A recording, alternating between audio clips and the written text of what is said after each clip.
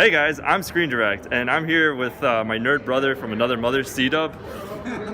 And we're a couple of geeky fanboys that take movies and geeky stuff way too seriously. Alright, so for today, we want to talk about Season 3 of Star Wars Rebels, the animated series that you could catch on Disney XD. So, we want to do like a review and discussion, and fair warning, we're going to do some minor spoilers. Don't want to give anything too specific away, but you have been warned. So, without further ado, with that being said, I'd like to start by listing some of the things I liked about the season. So, some of the things I did like about this season included, I thought the animation quality was really great, like feature film quality, honestly. The action scenes in this season, some of the most exceptional I've ever seen, especially those space battles, like almost right on par with the movies. The sound design, visual design, all just, again, incredible, like blew me away. The voice actors in the show are definitely exceptional. I can't really think of any voice actor I am not fond of, so nothing to really nitpick there. Now, some of the episodes in this season I really liked, but there were too few and too far in between, I'm sorry to say. So, like, agreed, yeah. The first two episodes I liked a lot, and then some episodes in between here and there, like the two-part episode of Saw Gerrera on Geonosis, I thought that was pretty good. And then the episode with Obi-Wan. The penultimate episode where he fights Yeah. Darth Maul. Does. Yeah. What was it called? Oh God, was it? It was something Tatooine. Twin Sons. That was the name Twin of it. Sons, yeah. Twin Sons. Yes. Yeah. So again, some episodes I liked, but too few, too far in between.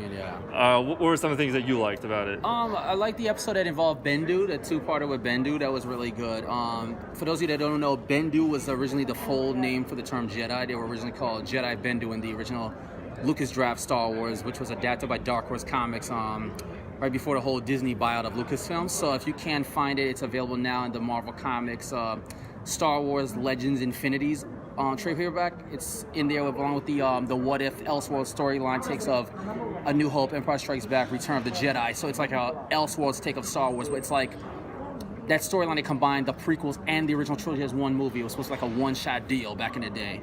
And unfortunately for me, I think at that time the dialogue is a little bit hokey in that version. So yeah, be on the lookout for that. But other than that, the term Bendu was originally from that source material.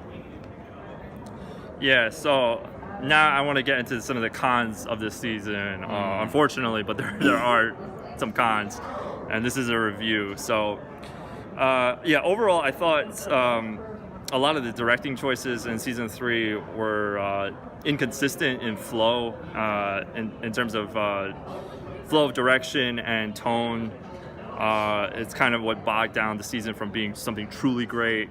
Yeah, compared to season 2. I mean, season 2 was gripping. Like the first two episodes alone set up a arc between the eventual meeting of Ahsoka and Vader. There was the big payoff in the end, and then everything else that was in between. It flowed naturally. But this season there wasn't a lot of serialized episodes that we liked. There was a lot of, I guess you would say, it was a little scatterbrained in the middle, but then once it picked up, even the finale itself was a little confusing at times. That's an episode you might want to look at least two more times, or at least one more time to get an idea. Yeah, because I didn't really think that it flowed or even set up the the current season now, which, by the way, didn't feel that way. Yeah. The current season 4 is like right now, everything is going to be a two-parter. It's a shorter season this year, but it's going to be more serialized and connected. Yeah, and compared to Season 2, Season 3, it felt like it didn't really have a clear villain. Although you could argue that Thrawn, Grand Admiral Thrawn, he was the main villain, but to me, he just felt more like a background villain. I don't know how you felt about that. He felt more like almost kind of like he was like an afterthought after all the hype in the previews and stuff like that and everything else. It was like, okay, we're finally getting the villain of the original Thrawn trilogy by author Timothy Zahn, who did who reinvigorated Star Wars in literature back in the 90s when I was a kid in elementary school. I mean, I had just known Star Wars as the movies, and I saw these books with, The Heir to the Empire, Dark Force Rising, The Last Command, and they said, oh, they're fighting the Empire again 5 years later after Return of the Jedi, and You know, the whole storyline was taking place where characters now like Leia and Han were getting kids that were gonna be Jedi. They're facing a new Imperial threat who's like even more tactical than Vader or is more cunning than the Emperor. So when they finally decided, oh, let's take him from the expanded universe time frame and put him in the show, it was like, okay, they're finally bringing in Thrawn. But then we finally get him. It was like, okay, he's there. What else is he gonna do? You know, I mean, I'm like waiting for that moment. Like, where is he gonna actually strike? You know? Yeah. And it felt like an afterthought. Like they're saving him for some, I guess, for the current season that's now airing on TV, which is season 4 again. So who knows? Yeah, it's like I said, like in some episodes, I felt like Maul was stealing the spotlight as the true villain or like the real threat here. Yeah. And then everything that Thrawn was doing, it just felt too in the background. Afterthought-ish, of everything, and there was so much going on in some of the episodes. Like I noticed some episodes, a lot of them actually, was just kind of devoting to one character in particular. So we would have episodes just devoted to like Sabine and her own family struggles, Standalone episodes, yeah. of her with her family on Mandalore, and then like an episode just on Hera, and then episodes just about like Ezra and his whole conflict with Maul. Character episodes, that's what he calls them. More just like character episodes. Yeah. And we still see Thrawn, but it just feels like he's always in the background He's doing always things. there, like he's in the shadows more. And another thing too, I like that they introduced in this season was, like you said with Mandalore, they finally introduced us to Concord Dawn, which was a Star Wars planet I've been reading about as a kid since, I guess when the prequels first came out. It was the planet that was rumored for the Clone Wars to take place on when it ignited, where from what I know about Clone Wars prior to the prequels, it wasn't going to be Geonosis. The battle was going to be Concord Dawn. It was going to take place on this planet. Obi-Wan and his Jedi, they're fighting against the Mandalorian fleet themselves. They're fighting like commandos similar to Boba Fett with the same type of armor and everything. Instead, when we got the movies by George Lucas, it's robots, droids, and super battle droids, all this other stuff. So I guess as the Clone Wars, presented itself later in other stories, I guess they now decided, okay, let's put these concepts of Concord Dawn and Mandalore from the original Ralph McQuarrie paintings into the Rebel show. Sure. You know, that's what I'm noticing now. Even with the newer movies that are coming out now, we're getting to see unused concepts be brought to life in both Rebels and the live action, and even the new canon presented in novels. So that's another thing to look out for. Yeah, and one good thing I did to pluck out from the season though is that it was nice to see some like classic Star Wars characters from the movies that we don't really get to see a lot in expanded universe stuff. So it was nice to see Mon Mothma and Wedge Antilles, and just one episode of Obi-Wan, but we'll take what we can get. It was perfect. Seeing some of those characters being interwoven in the storyline, not really just like a cameo throwaway kind of role. They had a role in that episode. So they were given an actual role. It was nice to see things like that. But again, within this whole season, it's a shame that it just felt scatterbrained, like me and him have been saying. And then even by the time we got to the finale, the finale felt kind underwhelming.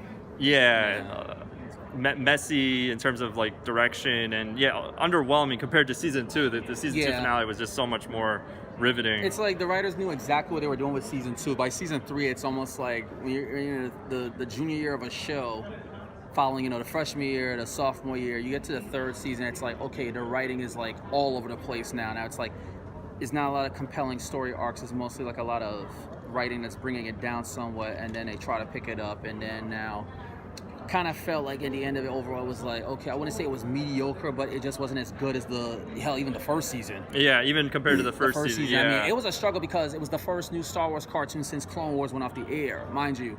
And because it was the first of the Disney Star Wars era, I call it Neo Lucasfilm. That's what some of the fans call it online. A lot of people were complaining about, it's going to be too kiddie, it's too this, or they're going to play it safe, this and that. By the time you got to season 2, it was like, we know what we're doing. Yeah. Season 3, it's like, okay. It's a little bit of a step back. Yeah, it's a bit of a step back. If this was like season 1, I could see why it was like that. But this is your third year. It's like, come on, you got to pick it up a bit. You got to pick it up more, yeah. I'm hoping with season 4 that it's going to do its thing better, and it's going to connect now with Rogue One. Obviously, it's going to lead into that. Because you remember in Rogue One, you see little cameo shots of the Ghost in that movie. The ship by the Rebels. So Yeah, we gotta look out for that stuff too. So hopefully. And I didn't even get to mention Bendu, so one quick mention of Bendu. Yeah. Yeah, I mean, I was a little. At first, I think the concept of Bendu I thought was interesting, like how he's like not really. He's not Jedi or Sith, but he's an ancient Force user. But even I was getting kind of confused by his role in the season, because even I felt he was a little shady, almost like, is this like another villain that we need to be afraid? He's neither good or bad. Yeah, in a he's not sense, really good or yes. bad. So He's layered. You know, yeah, sort of like, so that was like confusing to me. And then, without spoiling, but his role in the finale, even that, I was like scratching my head about. Like I didn't know what to think of it, because Bendu did play a role in the season finale. yeah. So I mean, okay. So to wrap it up, overall, I thought that there were some good episodes, and there are some good things about the season to be celebrated. Like I said, like some of the classic Star Wars characters from the movies that we don't really get to see a lot, and again, like the effects, the animation, the technical specs of the show is still just as fantastic, if not better, than the last two seasons. It's just the writing choices and directing wasn't really up to par to what Weren't as strong, no. what I was hoping exactly. So that's what we thought of this season, but we want to hear what you guys thought. So if you like this video, make sure you hit that like button and subscribe. And we want to know more about your thoughts. So comment in the comment section below, and may the Force be with you. See you later. Take care.